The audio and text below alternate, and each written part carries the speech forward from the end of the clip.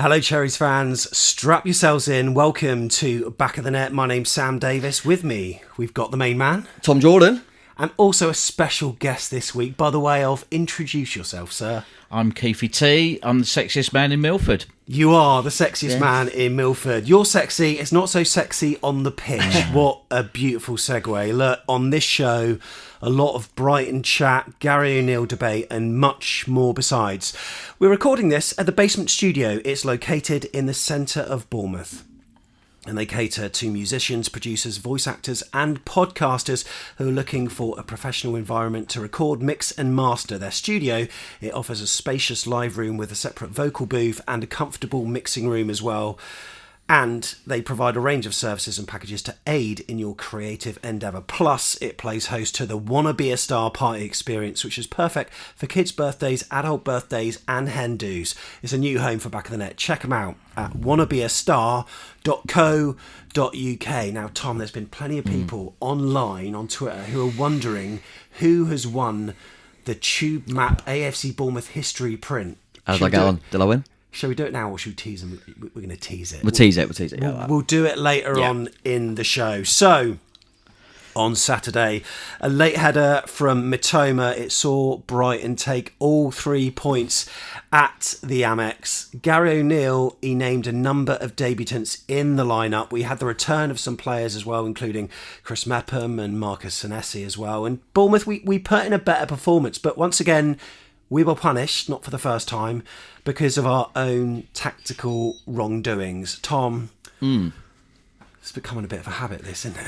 Just a little bit, mate. It was same sort of stuff I felt to the Forest game in terms of everyone saying a lot of improvements, a little bit more of a counter-attacking threat, I guess. We did offer that, but again, moments, whether it's a bit of tactical naivety, decision-making in both boxes, has cost us.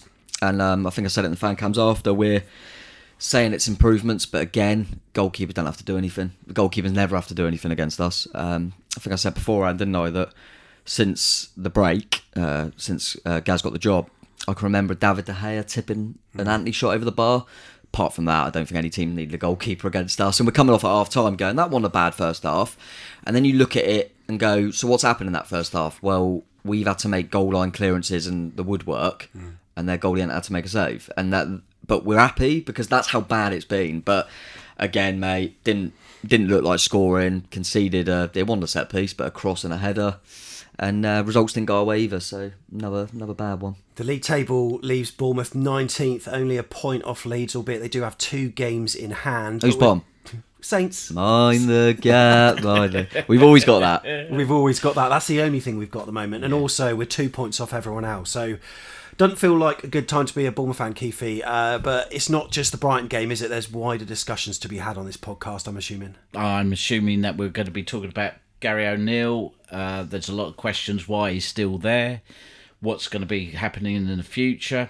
Obviously, we've just had a good transfer window, but is that going to be showing promise going forward with the coach we've got at the moment? So those are the sort of debates that we're having.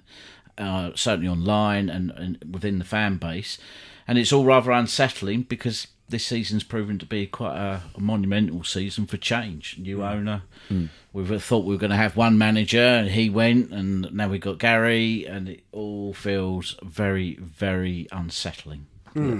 It does feel unsettling, and it seems to be that the tide's turning a little bit, not within the fan base. I think that happened a number of weeks ago, but even the local media now, Keith, are starting to tweet and write articles which question Gary O'Neill's appointment, why he's still manager, how he was appointed, what got them to that point as well. So when that happens, you sort of sense the writings on the wall. I just wonder whether Neil Blake and Foley and stuff, they're shaking their graffiti can ready to do that writing. It's a difficult time to read what's going on in the club, and I think you always got to bear in mind there's a context behind this.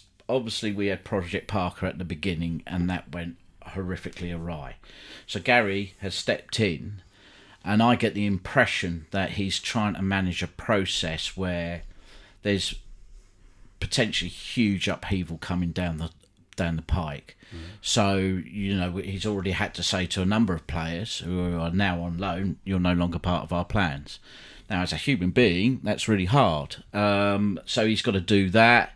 He's got to also bear in mind there's staff that are, reliant on their jobs, and are they going to be keeping their jobs going forward and all this sort of thing. So there's not of upheaval, I'm speculating, that's going on. But nonetheless, what he's doing on the pitch is showing rather similar to Scott Parker, ironically. So even with the new signings, you still get those same patterns of play, and also his substitutions are either late or they look, why are you doing that? When I certainly think during the game, taking Traore, although he was tiring, for Christie, sort of like with allowing them even more pressure on, and Brighton's game is all about pressure, sitting, camping in our half, waiting for that one chance, and on another day they could have got 3-4.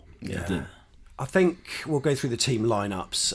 It was Neto, Adam Smith, Mepham, Senesi, Zamora, Ouattara, Lerma, Billing, Anthony, Traore, Semenyo. And whilst we're doing the show, we're also going to place a few tweets on screen. So if you're watching on YouTube, you know what we're talking about. And we'll reference the names as well. And Aging Cherry was the first one to say, oh, Neto's got the armband. What's that all about? Yeah, interesting one.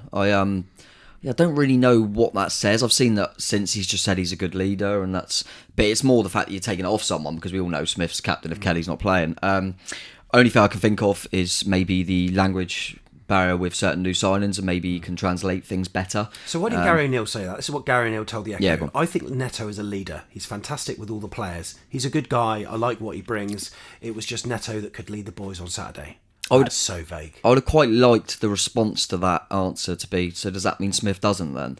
Yeah. Because that's basically what you're saying, but he wouldn't have said, oh yeah, that's what I'm saying. So it would have been interesting to go, so Smith doesn't do that then? I don't really understand. So yeah, who knows? I mean, I don't think that was the indicator of the performance or result, but weird one. I guess maybe with his experience in general and the sort of clubs he's been at, and maybe want to take a bit of that pressure off Smith, who knows. But it was a notable thing that we saw in the lineups that I didn't expect. In terms of the game itself, we're not going to go over the chronological timeline too much, but you can, if you're watching on YouTube, see it on screen now in terms of what happened when. But Tom, we're seeing a story time and time again. It's rinse and repeat. It's basically the Forest game, but without the opposition gifting us an opening goal. It's insanity what we're seeing. You've said this before. The same thing week in, week out. We expect different results. We get the same thing. Yeah, no, exactly. It was from minute one, I thought, we've probably got a bit more pace than we used to on the break, because we haven't got kind of your Christie Kiefer Moores up there. We've got players that are a bit more able to counter-attack appropriately, but game plan was the same, really. Soak it all up. They're going to have all the ball. I've always seen, just a broader point, obviously, Sean Dyche come in and got the win, obviously the first Everton game. People are saying, it's the style of football that you wouldn't want Dyche. Well, even against Arsenal, top of the league, that they won 1-0, they had more possession than we did in a defeat to Brighton with 29% possession. So we're not trying to do anything with the ball. We're trying to counter-attack, which makes a bit more sense now with the pace we've got. I thought some of the new lads done all right. But yeah, it was the same patterns as you say, mate. Lerma was definitely sat deeper, and then Billing and Traore trying to get a little bit closer to Semenyo. But yeah, within 5 minutes it was kind of same stuff as you say, mate. And unfortunately for us, I think Brighton, no disrespect to Forest because they earned the point against us, but Brighton are a better team. So it was only really going to go one way, unless we're going to decide to actually test a goalkeeper. I think I said on the fan cams that we're always going to concede, in my opinion. We're always going to concede. So we've got to get 2 goals to win a football match. We're never getting 2 goals. No. We're never getting 2. Our last 2 goals are 2 months apart. We're not getting 2 in one game at the way it's going. So I don't see how there's any... We all know that. So how are we trying to win a football match? We're not trying to win a football match. We're trying to get a point. We saw that with the change later on in the game. We would have been absolutely delighted with a 0-0 draw. And speaking to Brighton fans, arguably one of their worst performances of the season. And they had nearly 80% possession and won the game with a clean sheet. So, it's not great, mate. I'm getting tired and weary of talking about this stuff, but you sort of realise how low our bar is now and our tolerance level is, because we're sort of looking at that performance and we're picking out things. Oh well, we are better. We are better. I mean, I think the debutant Traore did really well. Ouattara threatened at times. Yeah. I think overall we look more balanced and we are creating more, but it's because we were creating so little previously that we're all happier, but really we're still leagues below like everyone else that's doing so well. Yeah, that's the reality of where we are at the moment. When I look at the team, it's a hodgepodge of different ideas. We've got Keith Moore now. He's a big, strong target man, but we have players that go to the byline. We are inconsistent with our pressing.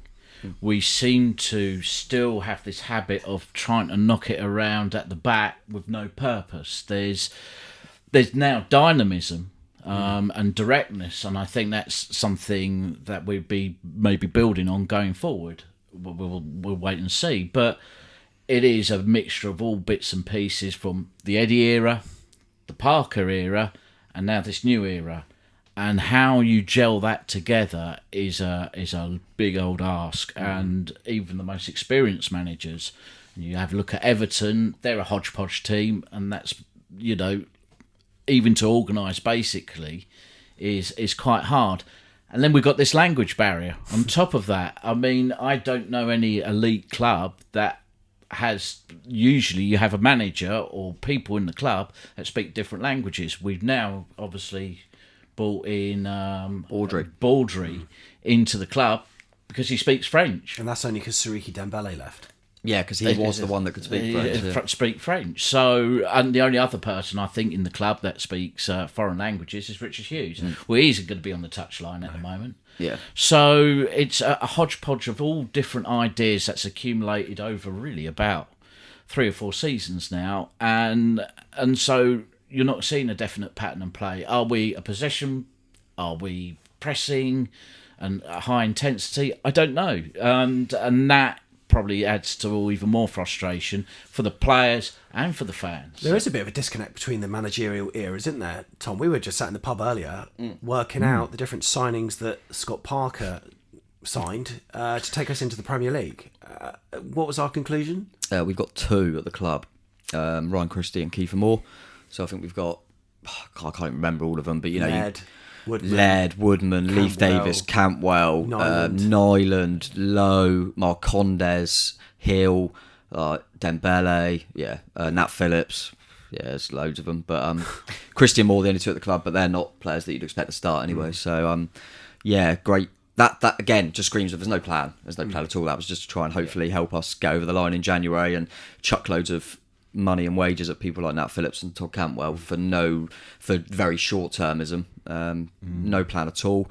The only plan that we thought was there was that Parker was going to be the figurehead and we were going to move like that, and then obviously lost his job. So yeah, and then again we've come in. There's no experience, as Keith was alluding to. There's no experience anywhere in the dugout. There's I feel for people like Coops and Tommy who are doing a really good job, and then they've just been bumped up ahead of schedule.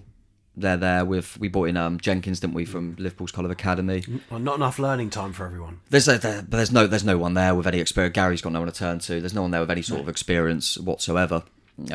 Forget the players on the pitch that probably have a little bit of it. To be fair, we've got obviously we just said about Neto, but yeah, there's no real guidance. There's no real direction, and then you're seeing all that, and obviously given the job to a guy that's never been a manager, but then in January you chuck loads of money like we're a big club and that we're desperate to stay in the league. Well, it just doesn't make any sense.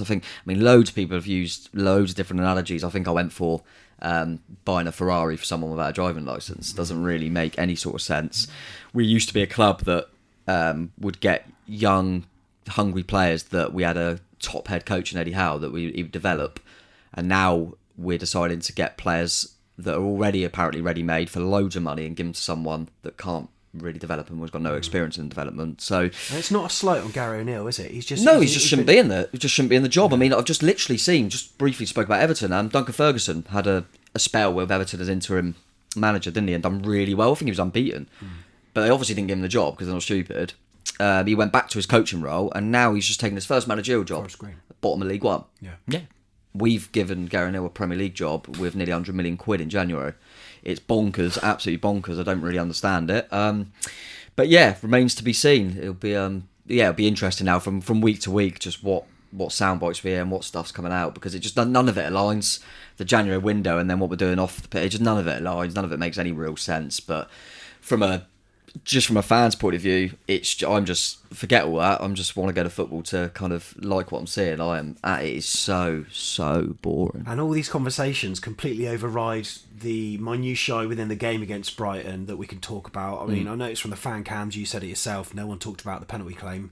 No one talked about VAR when chatting to Tiggs after the game, because yes, they are significant when you look at it, but really we're sort of clutching at straws, and there is a bigger picture here. And one of the key points within this bigger picture is the tactical changes that O'Neill makes in games. And one of the things he did was went from a flat back 4 to 3 at the back that was basically 5 at the back, and on my vlog I can see them in a flat back 5 at times, and they're just inviting pressure on. So when Brighton scored, it wasn't exactly a surprise, was it? No. Yeah, I mean, Brighton are going to play a suffocating game anyway. That's what controlled possession-based football looks like, and they are a masterclass at it, which is a long way off the rhetoric that we were getting last season when we're just knocking around at the back. They make penetrating runs. They're always testing third-man runs and all that sort of thing. So eventually, their patience will be rewarded.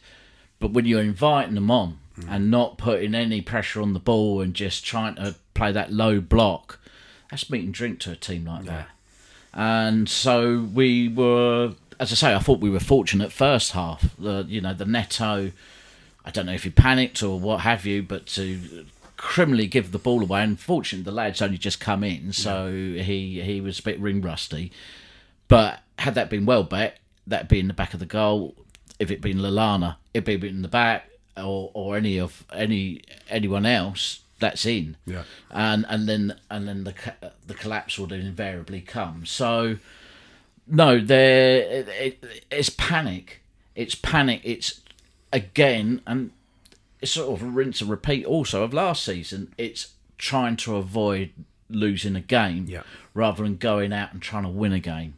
And when you're like that, the mentality, the mindset, at least to me, says, well, we've already been beaten before we've even got on the pitch. We're setting up like scared rabbits. And again, that Gary's a symptom of all this. This is something that's been coming for an awful long time. Unfortunately, it's when you're in the Premier League.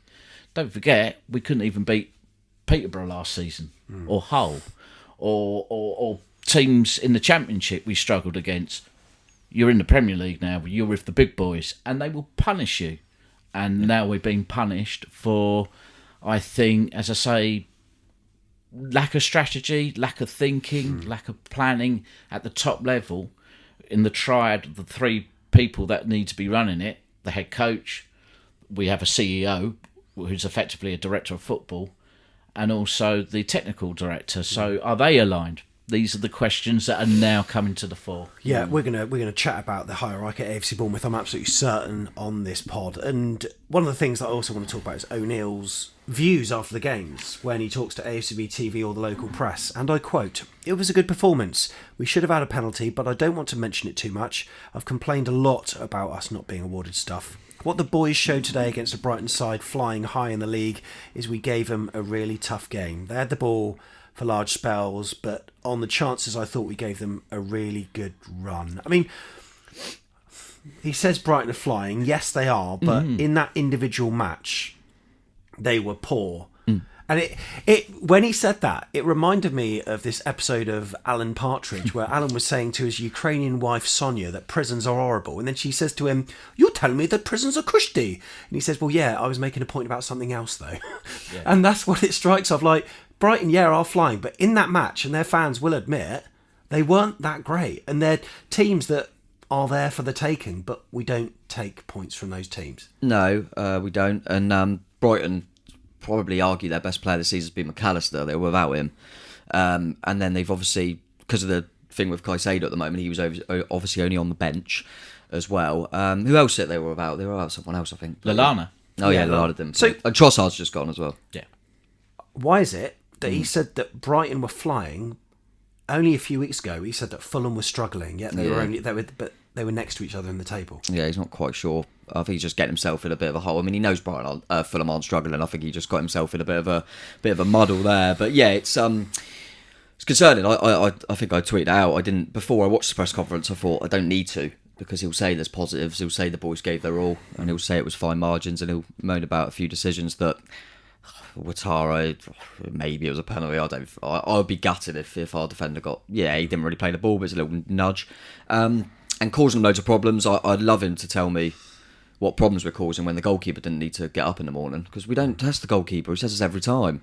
If these are positive, then I'm fucking worried. But yeah, it was, as you say, they weren't quite on it, and we never looked like winning the game, in my opinion. I just don't really get this kind of all these positives. I mean, I remember saying it after Forest. Everyone saying we're playing against Forest at home, and we're not really creating anything. It's the same again. It's so dire. And surely I understand Brighton are a possession-based team and we set out to counter-attack, but they're still getting, how many shots did they have? They had loads of shots. I can't remember what the actual stat was. I think it might be like 20. They had so many shots, so many chances with it, post, goal line clearances. We're having 29% of the ball, and then we're making changes to try and hang on, and then we can't rectify that because we made all the subs, the 3 different intervals. So then at the end of the game, you get into stoppage time, we're 1-0 down, we've got a back 5, with virtually 5 in front. We can't get forward, we can't do anything, and I don't really get what the thinking was. And as Keith alluded to, the way they play and stuff, just bringing on another defender for Anthony, it's just inviting them on even more. You've got to defend from the front sometimes, and to stop them playing out from the back, you need to press them higher up, not just sit off even more and give them more room to manoeuvre. And you saw with Matoma, just find a little pocket and then get in. So go on. What's even more terrifying is the way we set up for defending set pieces. Always. We've got nobody on the edge of the box to close down. So you're just inviting a team that likes to score from outside the box. You've got Solly March, who has a foot on him, and you're just inviting him in to just have a free run at it. And we set up, we're not zonal marking. We're not really marking at all, apart from 1 or 2 doing man marking. That's terrifying. And but when we do have opportunities, and you think with the scant opportunities we're going to have to score, set pieces are going to be a big thing. And we've got tall lads and big lads. Do we make anything out of it? How many times do you see that the ball doesn't get beyond the first man? Yeah. And this is basic stuff. So we can't score in open play. We're offering no threat in close play. We're all over the place on set pieces, and then to end it all, we're bringing on substitutions to be defensively minded, and we're just inviting pressure on. And this is the sort of form that relegation teams show: not scoring, can't defend. Yeah. That's a recipe for. Thank you very much. We've had a nice time in the Premier League. See you later. So scrutiny now turns to, I suppose, when, but we'll come on to that, but why in the first place? I mean, we can talk about this till the cows come home, but we'll never really understand how we can go from someone like Bielsa to Gary O'Neill. It doesn't make sense, and we've had a lot of tweets that allude to this as well. Why would you appoint Gary O'Neill with no management experience at elite level? No managerial experience at any level. It's not at elite level. Yeah, he hasn't even managed. He's got Didn't he have a stint at Bolton? Not as a manager, I don't think, did he? Unless you're coach or something, I'm not sure. But he's certainly not been a manager apart from his kids' football team, I think, maybe. It doesn't.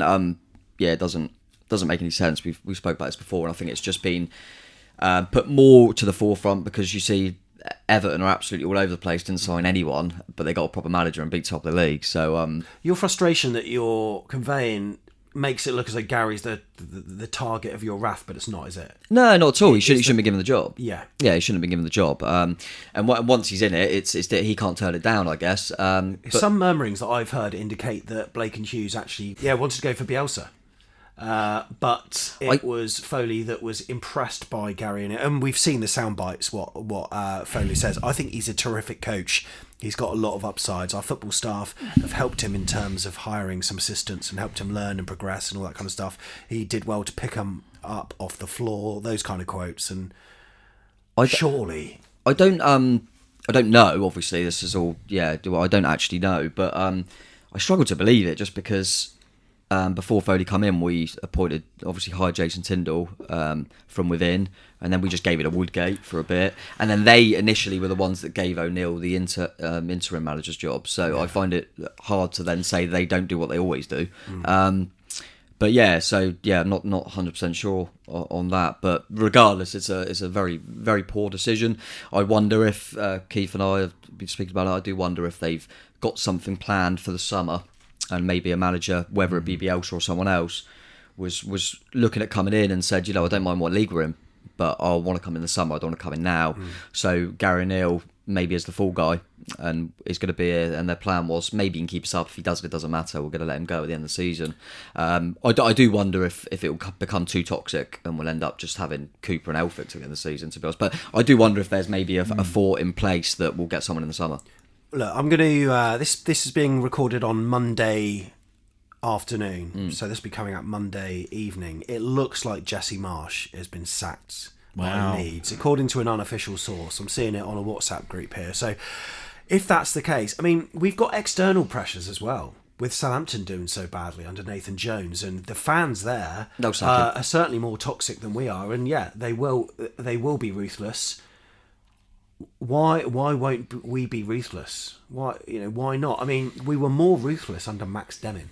Yeah, there's no plan, because they've thrown their eggs in the Bielsa basket. He didn't want the job now. Whether it remains to be seen whether he won it at a different point, but he certainly didn't want it, and we didn't have anything else to think about, so we just gave it to O'Neill because he beat Everton. It was a weird season as well, in the sense that because of the World Cup. We had a really good period where you had 6 weeks. We only had a couple of players going to the World Cup for Wales who were out pretty quickly.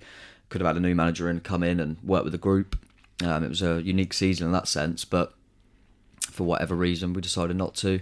And I don't think they know what to do. I don't think they know what to do now. They didn't expect it to go this bad, but it's just black and white. We've scored 1 goal since he's been given the job.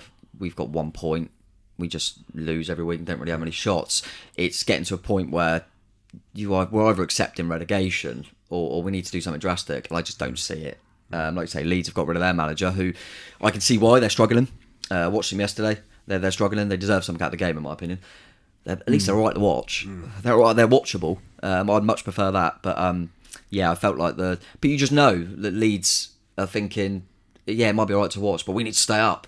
So they've obviously making a change by the looks of it. I thought Southampton might be first, but they'll be next. We won't be next. So the 2 teams that we've lost to quite badly, 4-3 Leeds, Southampton 1-0 at home, are both looking to pull the trigger, haven't they? It's a difficult one, because I think we have to cast the minds back when Foley was saying that. Actually, Gary was doing okay. Yeah. He did steady the ship, so he's only seeing what he's seeing. I think the lack of planning goes back a lot further than that. I think Project Parker has really stung the club. I think that they thought this is the new Eddie. He's proven to have big shortcomings. It was a project. His profligacy in the 2 windows last season, we've just gone through. Almost all these players are gone. And yet, when you tot up the whole of what he's spending, it's the equivalent of what Burnley have spent getting 16 players in and investing off pitch in the Championship, and they look as though they're ready for the Premier League. They play Premier League football. And that has left them in a panic. And Foley has made it quite clear, the footballing side, he's got enough on his plate with the Laurent thing, and obviously he's trying to get things underway.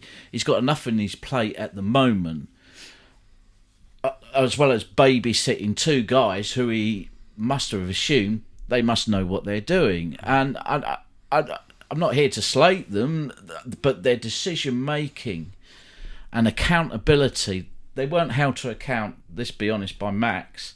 And during the latter end of Max's period, it drifted, and now that drift is continuing. What I will say, however, is that Foley has come out and said we are not going to get relegated. Now, I work for American firms, and I can only go by my own experience, but football clubs are like every other organisation. And my feeling is behind the scenes, the Americans are doing what they call fact-finding. They're making assessments on everyone from the tea lady and the boot boy all the way up to the top. And whoever it is, this international man of mystery who's in the stands, who is representing, is it Foley or is it the next gaffer? We don't know. Every single person in that club is now under maximum scrutiny. And come what may, there's a kill list being sorted out of people with P45s, including Gary. And if the task is set, you have to stay up. And if you don't stay up, you're gone. What I don't understand though, Tom, is that I thought that Foley and all that lot were interested in taking on the club when Parker was in charge. And surely Parker would have got wind of that. He wouldn't not know that information. Yet he's complaining like, I need help. Like, surely he could have just bided his time a little bit, knowing that help's just around the corner, as it turned out to be. Yeah, it's odd, isn't it? You, like you say, patience is a virtue. He was, if he had waited a little bit longer, he might have got that time. Who knows? So is there the communication between the different layers in the club? Well, probably not. I don't really know what you look at the kind of hierarchy and things like that, and you can't really tell what anyone's doing and what's actually going on and who's in charge of what. It feels a bit of a mess. It feels a bit muddly, for sure. But yeah, it's all very weird, and I agree totally with what Keith's saying. That I think, and you alluded to it too, Sam, that I think they thought Parker was going to be the next, the next Eddie, if you like, and it was going to be this project, and then when that didn't work out, there was no alternative and there was no direction after that, so they're all in a bit of a mess and don't know what to do. But nice to see him absolutely loving it in Belgium, mate. 0-0 they drew yesterday. Their fans are not happy. So we're in limbo at the moment with this not knowing what's going on, and I mean other clubs previously have put out like votes of confidence and stuff. I don't think that will be happening with AFC Bournemouth, but one of the criticisms previously, historically, with AFC Bournemouth's managerial appointments is that they take so long. Maybe, just maybe, they are queuing up candidates in the background ready to then put the corner flag tweet up and then have a new name 24 hours later. Do you think? Maybe. I think that's my hope. Yeah, I think my expectation is more that they're thinking of the summer. I don't think there'll be a change now. I really don't. I don't know who would take the job now. No. I don't know why you take the job. If your job is you need to keep us up, otherwise it's under threat, you ain't taking this job. No. Because you look at other clubs, you can't see how we're gonna. I don't know what the odds are now, but I think they're like 1-5 or something for us to go down. Like it does look that way, so it'd be difficult to get anyone in now. I think we missed a great window and a great opportunity to do that, and now it's kind of more thinking, obviously I want to stay up, but if we go down, we go down, so be it. I just want to know that there is some sort of direction and planning going forward to, if we do go down, what's the plan? How are we going to rebuild? Keith mentioned it there, but Burnley got relegated and got one of the most sought after coaches who was doing well in Belgium, in Vincent Kompany. They've completely changed their style of football and their philosophy. They've allowed him to bring in the players that he wants and he knows, and they're going to absolutely storm that league, and they'll be back in the Premier League before you know it. We got promoted, so we went like that, they went like that, and look at the difference to what they've done behind the scenes. It's absolutely incredible. We saw that first down when they played against us. It's chalk and cheese, and they got relegated and we got promoted. So it's worrying. It's really worrying, and it's really hard to stay upbeat, to be honest, mate. Really, really difficult. I think I've said this before. I always got grief for being Mr. Positive. I can't do it. I can't find anything in me because I'm going to these games, and it was 11 minutes. I worked out. I looked at my phone. It's 11 minutes while I looked at time going, is it time to go for a pint? Yeah. Because I can't watch it. It's so dull. It's so boring. There's no structure. There's no plan. It's just soak it all up. Hope they don't score. When they do, have a little bit of try and do something, and it's just so dull. And then everything behind the scenes is frustrating as well. So we had that little pick up, didn't we, with the transfer window? And don't get me wrong, I think that we brought in some good additions. I think Traore in particular just looks like a hell of a player. But is that is that window just going to suddenly keep us up? Of course it isn't. Of course it isn't. The football day is all about everything apart from the 90 minutes. 100%, yeah. That's what I enjoy football for. Steve Hensman, he put out a sort of 8-point tweet, and he mentions a lot of things about being through the mill this year, the Parker saga, the 9-0, unfriendly VAR, uninspiring O'Neill, mad tactics, new ownership uncertainty, crucial injuries, cruel results as well. He says, from a motivational point of view, do you think we need more than just a new boss, elite level structure? Do we need that? Fundamentally, we need a complete rethink. Potentially, this is the biggest rebuild since John Bond in 1972, 73. That's 50 years ago. And if Foley, and to be fair, he's followed through so far, and it's in his interest to do that. He clearly sees that at the moment there is a club without a city. I mean, you go down Boscombe High Street, you wouldn't know there's a football team there. No, that's how disconnected the club is from their community. And I understand the temptation of fans to say we need to go out and spend money. Well, we're constrained by the revenue we generate. We're 11,000-seater stadium. We don't own our ground. We have a temporary stand. We're not generating the revenue to even compete at this level. Foley's recognised that, and I think that's part of the reason why he's taken it on, because he can build it in his own image. Whether it turns out or not, I don't know, but that sort of remains to be seen. But it needs, dare I say it, professionalism in the club. I think we've bumbled along. Even under Eddie, we were do amend quite a lot. And you get to season 3, and it starts to drop off because we just can't sustain just on TV money on its own. It sounds like a lot, £100 million or £110 million.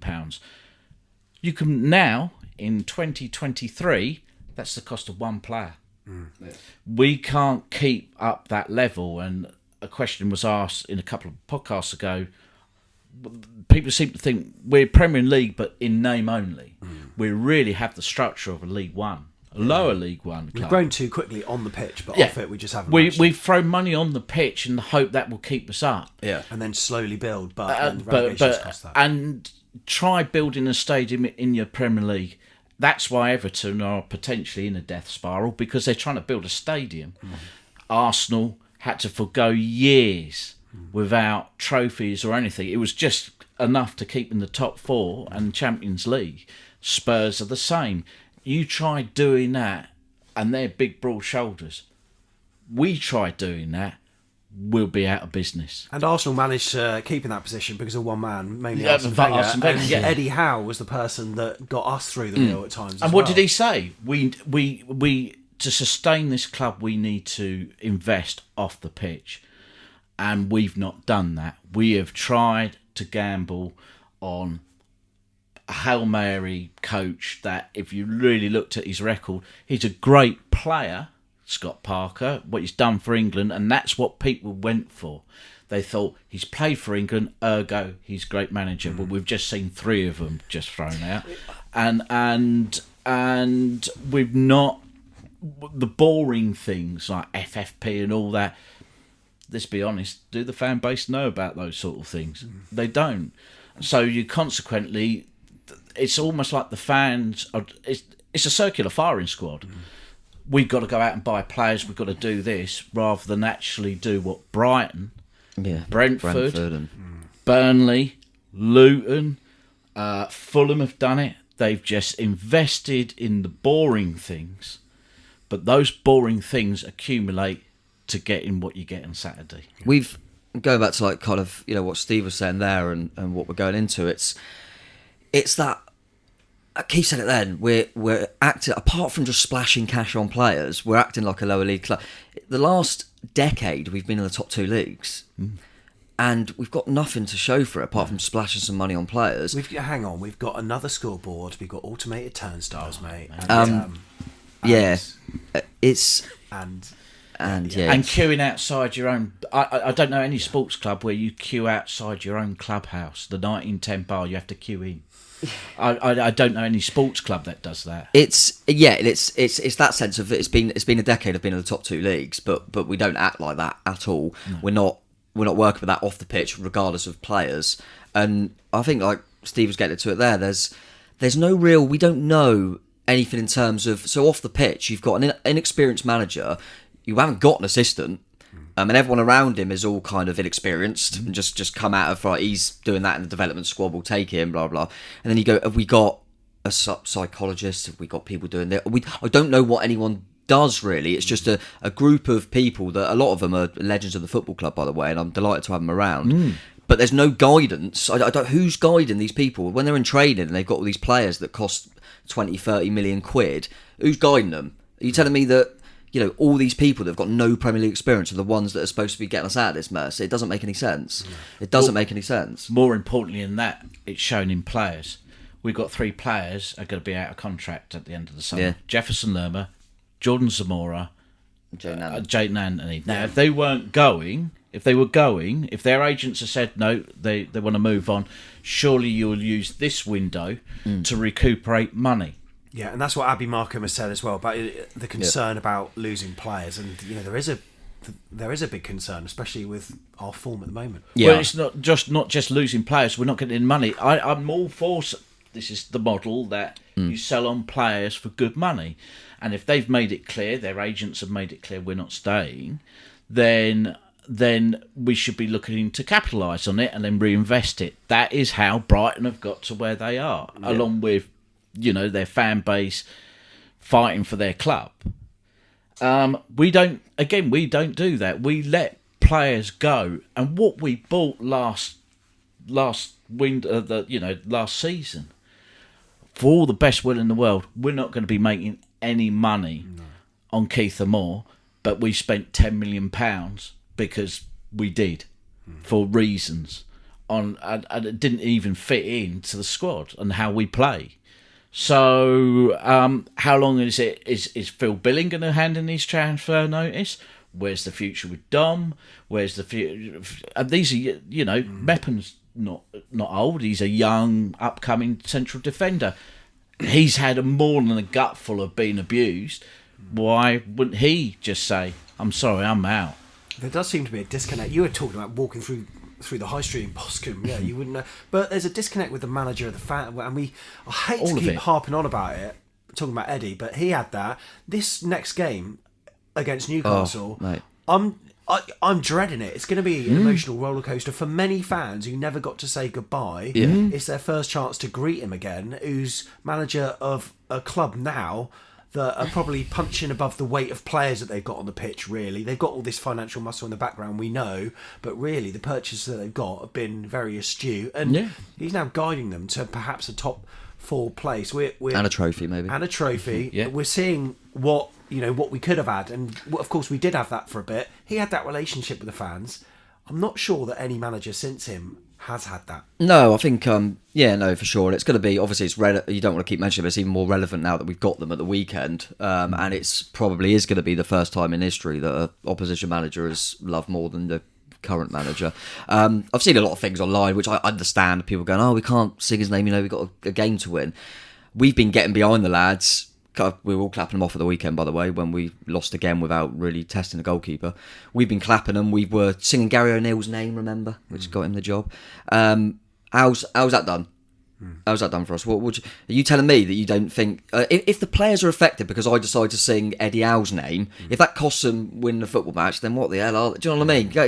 We ain't going to win anyway. I'm not being funny. If you said it to me when we were speaking... Arsenal still sing Arsene Wenger. Man United still talk about Alex Ferguson. Liverpool fans, talk about Shankly. And they would do it if they were there. Forest talk about Clough.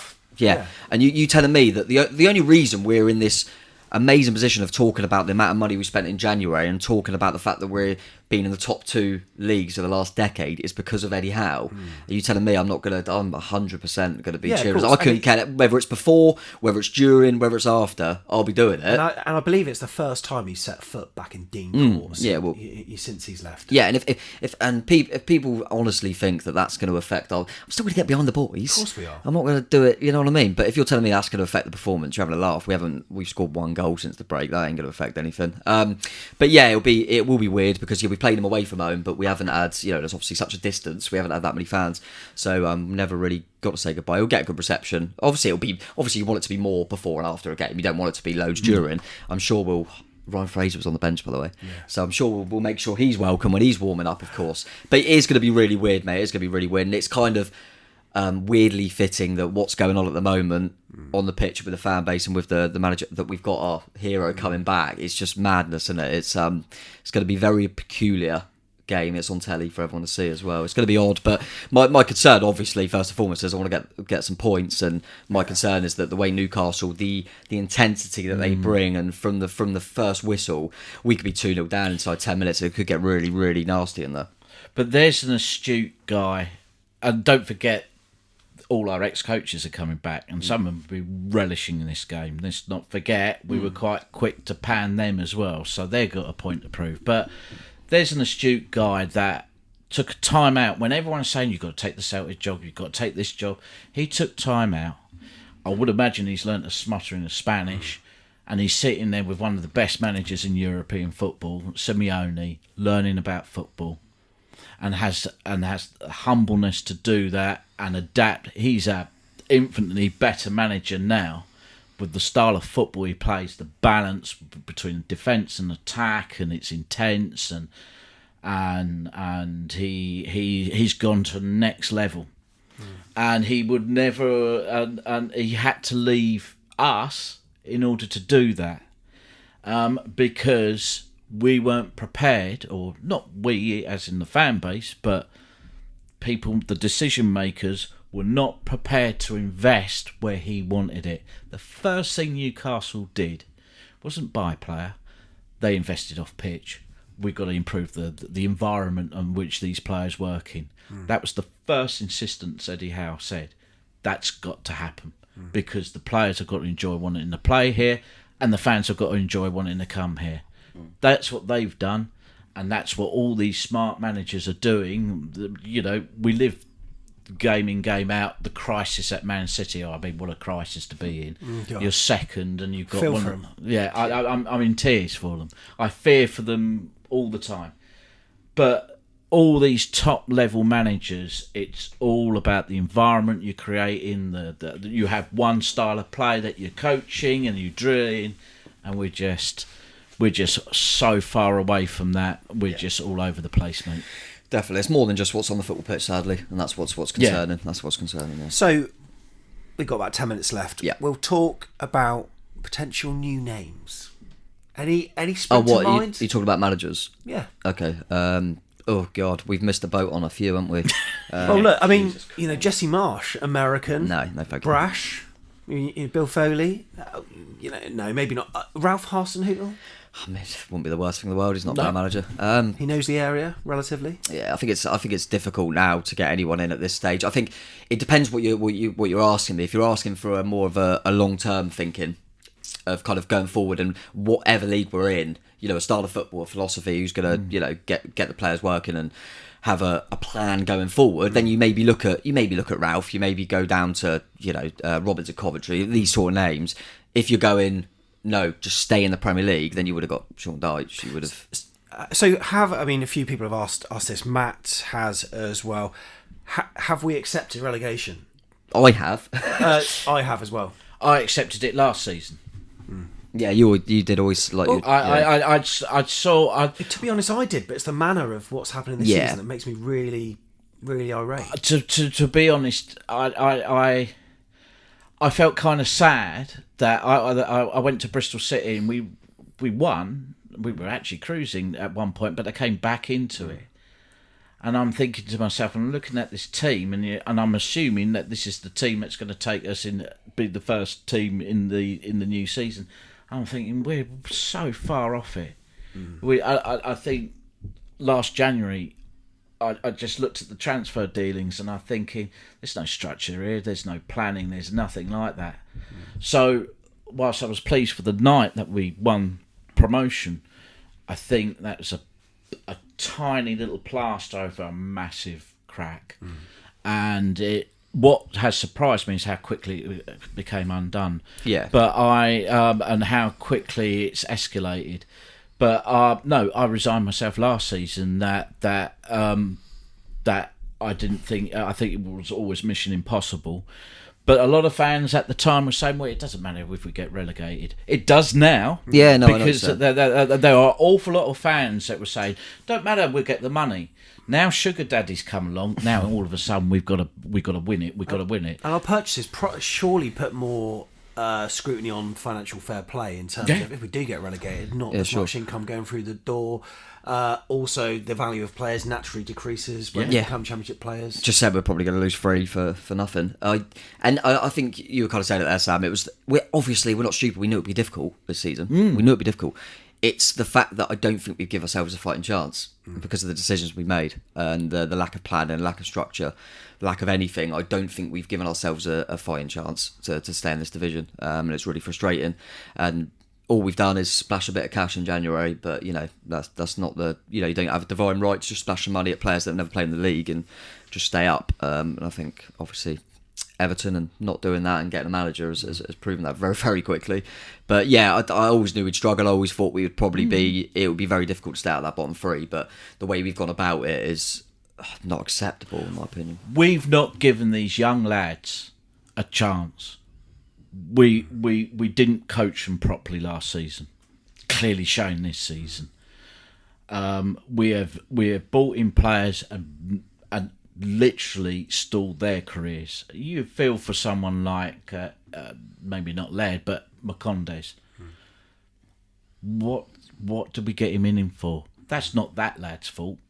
That's our fault. Good day at the Oval, though, wasn't it? Yeah, When he got that hat-trick. What a day! What a day! We've got many more questions. We better fly through them, haven't we? Yeah. We have got a few. Yeah. So what type of manager? What type of manager do you want? So let's say we do get relegated. Okay. And are you? So is your heart saying that you would like any managerial change to be done in the summer, or would you rather it be done now, or what? But we're not going to attract the caliber of manager now that we might in the summer. Yeah. We want to. I suppose what we want is to have a new manager in the summer, but to have these little leaks to our trusted press sources that there is this kind of activity Something's happening. Yeah. Of course, the club aren't going to say it themselves, but because it undermines Gary a little bit. But it would be good to know that there is something going on. Yeah, I think if you got I was never convinced on Scott Parker, but the reason I kind of understood it and kind of got behind it was because I thought they've obviously sought this guy out because there's been rumour for ages of Scott Parker. So there's a plan there. What happened, I don't know.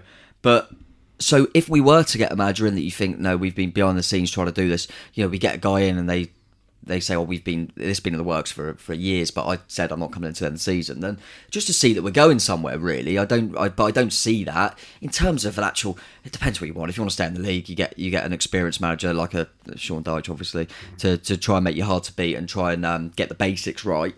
If we were to go down and we want to progress going forward, then I think you look at the players and you want to get the best out of them. But you've got to look at. There's a lot of good young managers in the Championship that potentially. Could progress us further, and you can see some sort of plan. But as I say, Matt, I just want to see a manager come in and go, why have we got this guy? Why have we got him? And go, okay, I understand that. I see the thinking. Let's trust in that. But it doesn't feel like that at all. We've just found Gary O'Neill and gone, we'll just give him the job. Oh, he's beat Everton. Oh God, yeah, let's give him the job. He's cheap, and there's no plan. And I just want to see a plan, mate. If I was sitting in Bill Foley's seat, there'd be 2 questions I'm asking. First of all, what sort of football do I want to see? Because that's got to align with how we're going to play. It's no use getting Sean Dyche and then saying, I want to play through the thirds, because that ain't that's not... All goes back to that plan again, doesn't it? There's got to be a plan of what your philosophy is going to be. But then we come to the fundamental question. I think I raised it a few... Well, the big podcast when Jason was appointed. We need a director of football to actually provide a strategy. Before we even appoint a manager, we've got. I'm not saying need to get rid of Blake and Hughes, but we need someone in that position, Make footballing decisions, making financial decisions with football in mind, and that's it. Because you could appoint whoever you want. If you haven't got that guy who goes to Mr. Foley, what do you want to play? Oh, I want to play like Man City. It could be as vague as that. Right, we'll source the coaches, we'll source the players within our budget, within reason. If you're appointing someone who is you're expecting to play, I don't know, like Barcelona, and he ends up playing like Stoke, it ain't going to work, is it? So before we even talk about a manager, we need to actually have, as I say, a sporting director, a director of football, and actually act like a modern club, because this is what everyone else is doing. Yeah. And Dan Ashworth, you see the work he's doing at Newcastle. You see the guys at Brentford. You see the guys at Brighton. They're playing chess. We're playing checkers. I like that. Very good. It's all right, isn't it? I had the analogy of Eddie Howe was like the super glue. Scott Parker was like the PVA glue. Prick stick. Gary O'Neill was like the prick stick. Don't mind that at all. Yeah, that's not a bad one. It's a shame, but you know what? We've got to get behind the boys on Saturday, but it could turn toxic. It's going to be so strange. And here at Back of the Net, we'll be covering it. Tom's got the difficult job of talking about it on a wider scale on YouTube, coming very soon. We'll post the link on our socials as he chats with other fans about our situation. Maybe Leeds fans are going to be slightly buoyant. There's some decisive action there. Will Foley and co be decisive about O'Neill one way or the other? Judging by what people were saying, I think the Inside AFCB account on Instagram or whatever, or Twitter, 97%.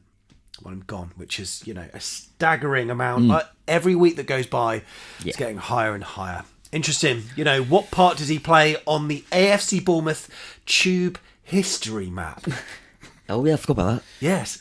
Someone's got to win it, and we drew it earlier. You can see us when we were drawing it online. The winner is AFCB fan Peter. That's the Twitter handle. Peter, well done. Well done, Peter. We will be in contact with you on DM, and we'll find out where it is. Either we'll give it to you again. We'll post it off to you. Congratulations. Well done on that.